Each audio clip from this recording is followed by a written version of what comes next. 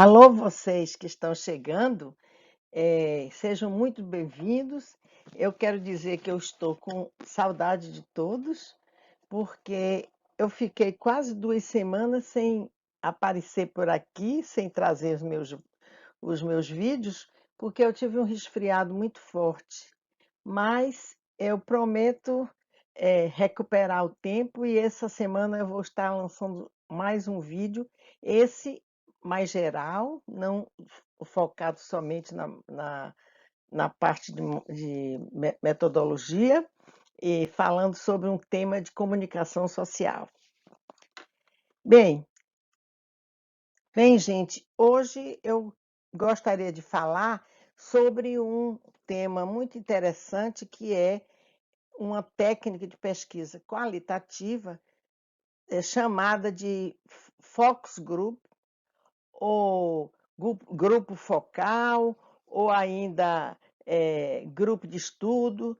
Então, é um tipo de técnica que é muito utilizada e que talvez para vocês seria interessante como primeira experiência de investigação.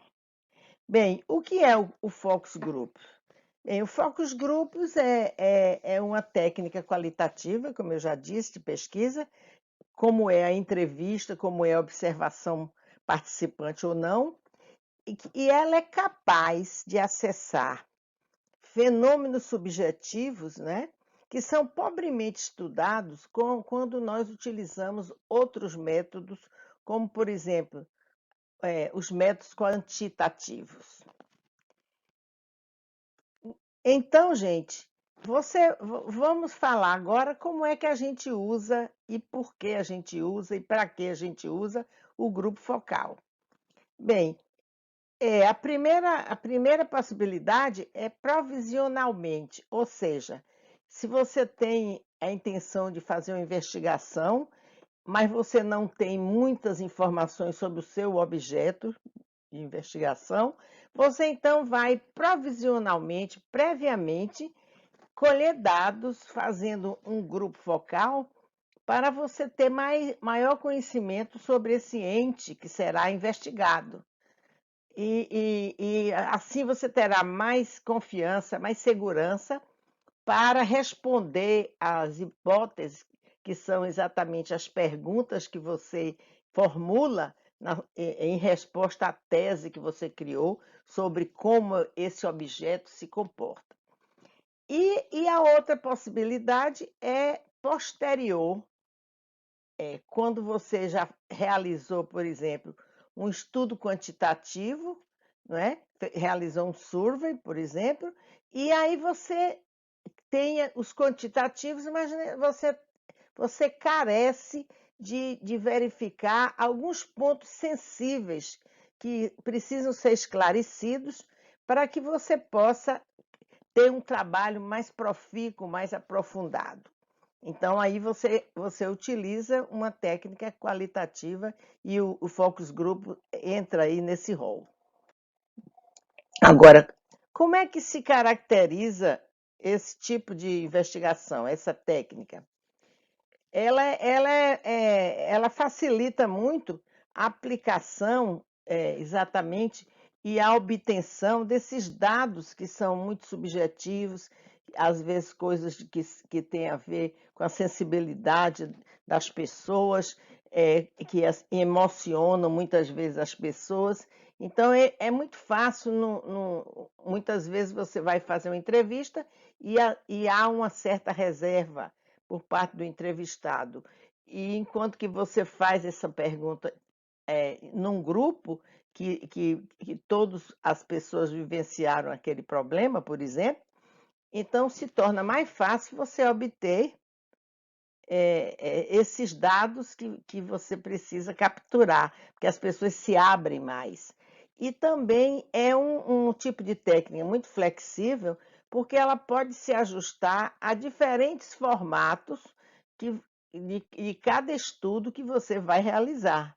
Então, de um estudo para outro, ela tem essa flexibilidade de se ajustar como técnica para obter as evidências que são necessárias ao estudo. A, Então, o tamanho do grupo de focus group é importante que a gente reflita sobre isso. A quantidade de grupos realizados também é outro aspecto que tem que ser levado em conta quando você realiza o planejamento da técnica. A presença física aí ali comandando as ações do moderador ou não, ou ele fica ao lado e apenas acompanha a discussão. Outro aspecto, os participantes, eles se conhecem anteriormente ou não? São pessoas que já convivem ou não, ou são desconhecidos. E o quinto aspecto é exatamente quanto tempo você vai planejar durar aquela sua conversa. Eu chamo a atenção de que num grupo desse tipo, para que as pessoas não fiquem cansadas e aí as respostas, os comentários vão sair sem muita significação, ele não deve ultrapassar 2 horas. Em geral, a gente faz com 1 hora e meia, dependendo também do assunto, né? Então, é preferível você fazer outro grupo, convocar outra vez as mesmas pessoas para continuar a discussão, do que você estender por mais tempo a aplicação da técnica. E então, como é que a gente formata um grupo, um focus group? Bom, o que é isso? Consiste no seguinte: você reúne 8 a 10, no máximo 12 pessoas, né? Que são numa mesa grande, é, é, numa sala que geralmente as empresas de marketing e pesquisa elas têm uma mesa, uma sala dessa própria, apropriada para a realização desses grupos. Se o pesquisador não tem condições de, por exemplo, alugar uma sala dessas, ele pode fazer isso num ambiente que ele dispõe, mas tem alguns elementos que tem que constar aí e que tem que estar presente para que a técnica possa ser aplicada. Então, você reúne de 8 a 10, às vezes máximo 12 pessoas, que são sentadas nessa mesa, né? E elas lá sendo, sendo lideradas por uma pessoa experiente, que é um moderador, elas vão ser instadas a responderem questões que são colocadas por esse moderador. Essa atividade também ela deve ser gravada e preferencialmente também filmada. Então, essa sala deve ter uma câmera que vai filmar toda a atividade, porque você vai ter condições depois de analisar as conversas, as falas e como as pessoas se comportaram, não é? As posições que as pessoas assumiram, as posturas durante o desenvolver do trabalho. Outra coisa, você preferencialmente, essas pessoas que vão participar não devem se conhecer entre si. Isso aqui é um modelo de grupo focal ideal, vamos chamar assim, não é? Chamei ideal. É um tipo de grupo normal e corrente que se aconselha a ser feito. E eu vou mostrar a vocês agora como é esta tal sala que eu falei que existem aí nos institutos de pesquisa. Bem, você tem aqui uma sala onde você tem uma televisão, tem outros elementos que podem sugerir o início da discussão, a colocação do tema. Por exemplo, o moderador ele pode utilizar de um vídeo para poder introduzir o tema para as pessoas, porque ele tem que explicar inicialmente o que é que vai ser feito ali, o que é que se espera encontrar, não é? O que é que a gente espera retirar do que eles vão dizer, e pode passar um vídeo que é uma forma interessante de abrir as cabeças e tornar as pessoas mais disponíveis para participarem, né? Também poderá utilizar um painelzinho para escrever alguma coisa que ele queira.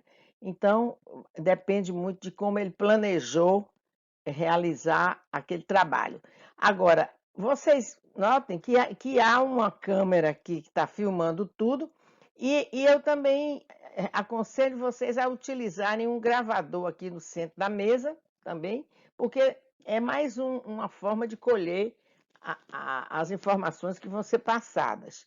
Então, as pessoas se sentam ali ao redor da mesa, o moderador também se posiciona para fazer as perguntas. Geralmente a gente coloca água aqui, copos, às vezes tem alguns grupos que usam uns salgadinhos, algumas bolachinhas, sei lá, para as pessoas irem ali se distraindo. E uma coisa interessante que eu tenho que mostrar é que nessas salas existe uma janela, que é um vidro, e um vidro específico, aquele tipo de vidro que existe nas delegacias, não sei se vocês sabem, que as pessoas que estão nesse cômodo, elas veem aqui um espelho, e elas não percebem o que existe no outro cômodo. Porque, e os que estão aqui localizados nesse outro cômodo, né, no cômodo contígio, ele vê através do espelho o que se passa naquela sala.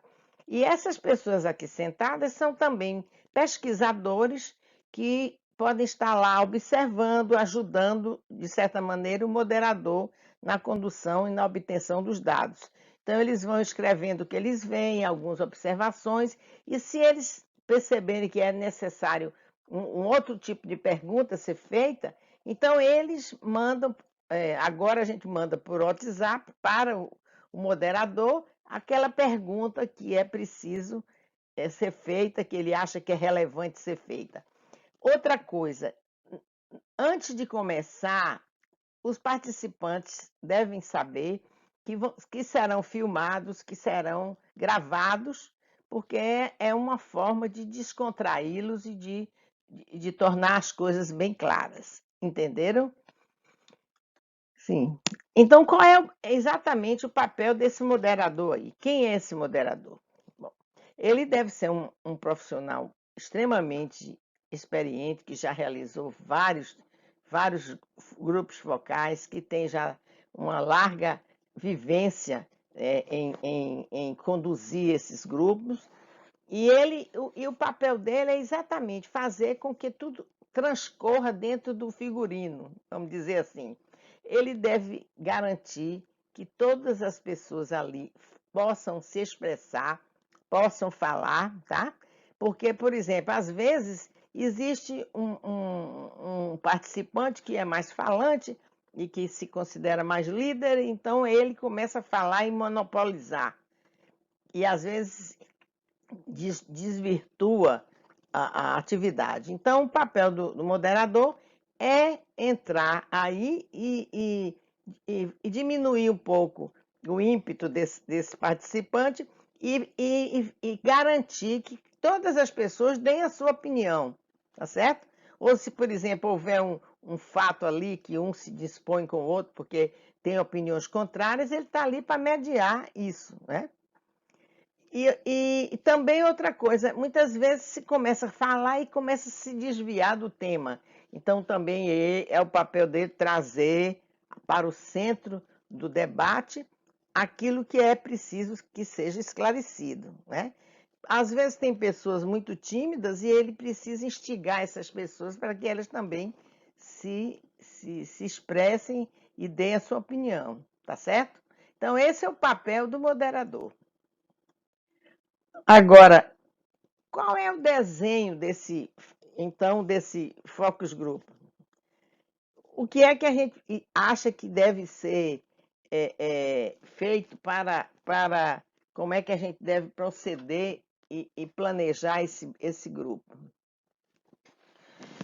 Ó, dependendo dos objetivos da investigação, né, você vai poder desenhar esse grupo, por exemplo, com vários subgrupos, realizando várias atividades dessas, talvez até com grupos menores, ou se for necessário, com o mesmo grupo. Tá? Agora, é importante que antes de você realizar isso, você tem que estabelecer que grupos são esses. Você tem que ter presente o que eu chamo o sujeito tipo, o perfil das pessoas que serão convidadas a participar do grupo. Em geral, a gente segmenta esses grupos por sexo, idade, não é? Classe social, profissão, religião, etc. Ou então, se é um estudo específico, por exemplo, se eu quisesse saber como se sente, como se sentiu no momento e como se sente depois, uma pessoa que teve um ataque cardíaco, por exemplo. Então, isso aí, logicamente que eu iria chamar pessoas que tiveram já um ataque cardíaco, né? Então, aí você tem que delinear, primeiro, desenhar quem é esse indivíduo que será chamado aí, né? Evidentemente que você vai definir que tipo, entre essas variáveis, aquelas que você considera que sejam importantes para escolher as pessoas que irão falar. Entendeu isso? Não é que você vai usar todas essas. Você vai escolher, você vai dizer, a pessoa que eu preciso é assim, assim, assim, assim. Você delineia o seu sujeito tipo e escolhe essas pessoas a partir desse protótipo. Outra coisa, a gente diz que existe aquele patamar que eu dei para vocês, aquele modelo, né, de grupos, o tamanho do grupo, daquela maneira. E eu quero voltar um pouco para falar um pouco de Ferne, que é um autor que, em 1982, ele fez um estudo sobre os grupos focais e ele percebeu que quem primeiro utilizou essa técnica nas pesquisas foram os institutos de pesquisa de mercado e de marketing, que, na verdade, não são considerados pesquisas muito científicas, tá? São mais técnicas. E ele, então, partindo disso aí, ele estudou vários grupos focais desses institutos e percebeu que, mesmo quando se reduzia o número de participantes, né, e mesmo quando esses participantes se conheciam entre si, que seria um aspecto que a gente está considerando inadequado, né? E mesmo quando não havia o moderador, a figura do moderador presente ali para conduzir, ou apenas os grupos se autogestavam, ele verificou que não havia muitas distorções para os outros tipos de grupo que tinham o perfil dentro daquele modelo que eu passei para vocês, que é considerado o modelo ideal, certo? Agora, entretanto, na minha opinião, esse estudo de Ferne, ele foi baseado exatamente nessas pesquisas não tão científicas, não é? E eu acho como é uma técnica qualitativa, que tem algumas restrições em termos de desvios, a gente tem que fazer o mais adequado possível, o mais isento possível. Se bem que o que, na verdade, deve prevalecer na hora de você desenhar a estratégia do seu focus group, são exatamente duas coisas. Primeiro, a natureza do objeto que você vai analisar, né? E as questões que você pretende responder a partir dos dados que vai colher, né? Isso são duas coisas muito importantes isso aí. Se você acha que você vai conseguir, por exemplo, em vez de fazer um grupo, você vai fazer 2, 3 grupos com 4 pessoas, em vez de com 8, tá? E que você acha que se presta mais porque o grupo fica mais íntimo e mais revelador aí, então você faça. Isso aí depende exatamente, você acha que aquilo é mais adequado para o seu tipo de tema, né? Para o seu objeto, o objeto que você quer considerar, certo? Então, isso aí é muito flexível, como eu disse, essa configuração do grupo focal é uma coisa mais ou menos flexível, né? Agora, então a gente pode ter, por exemplo, outras configurações, como a gente falou, número menor de participantes, 4 a 8, sei lá, e que terá 2 segmentos de conversa. Você, em vez de fazer, por exemplo, é, é, 2 horas ou 1 hora e meia direto, 1 hora direto, você faz, por exemplo, 40 minutos e divide de 20 em 20 minutos, dois segmentos. Isso é outra forma de fazer, né? E você reúne os participantes ali sozinhos e eles vão conversar entre eles sem que sejam instigados pelo moderador. Então, o moderador, os outros participantes pesquisadores, eles vão ficar numa mesa ao lado da mesa onde estão os participantes e vão anotar e vão observar, evidentemente que quando começar o trabalho, se houver necessidade de passar um vídeo, alguma coisa, ou ele deve dar as explicações ao grupo de como devem conduzir a conversa deles e o que eles devem se perguntar entre si, certo? E quando fizer os 20 minutos, ele volta, eles podem até tomar um lanche nesse ínter, e ele volta e explica outra vez, redireciona o que ele achar que não foi muito bom e deixa outra vez o grupo sozinho realizando a sua atividade. E ele fica somente na observação, anotando tudo que acontece e filmando aquilo tudo.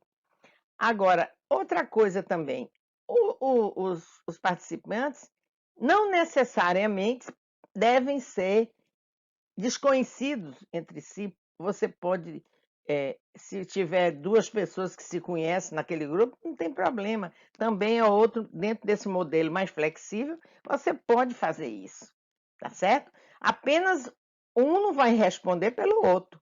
Aí é o papel de quem está comandando, certo? Eles devem responder especificamente dentro do que eles pensam, não pensar pelo outro, porque aí já está completamente desviado. Agora, qual é o instrumento de pesquisa que o moderador utiliza para realizar o seu trabalho, realizar a técnica dos focus groups? Então, esse instrumento é chamado de roteiro semi-estruturado. Por quê semi-estruturado? Ele tem, na verdade, um boleto, né? Um esqueleto inicial com aquelas perguntas que ele considera que são importantes para responder o que ele quer saber, mas a proporção que a conversa se desenrola, poderá surgir uma outra pergunta, né? Ali que ele não previu no seu roteiro e que ele vai fazer a pergunta e obter as respostas aí, tá certo? Isso só numa só pergunta, não, dependendo da ocasião. Ele deve ter o insight o time de, na hora que surgir a possibilidade, ele introduzir uma pergunta nova que está fora do seu roteiro. Entendeu? Então, gente, o que eu tinha mais para dizer era o seguinte: ora, o Focus Group é uma técnica também muito importante, muito significativa, né? Quando a gente usa o que se chama triangulação, né? O que é a triangulação?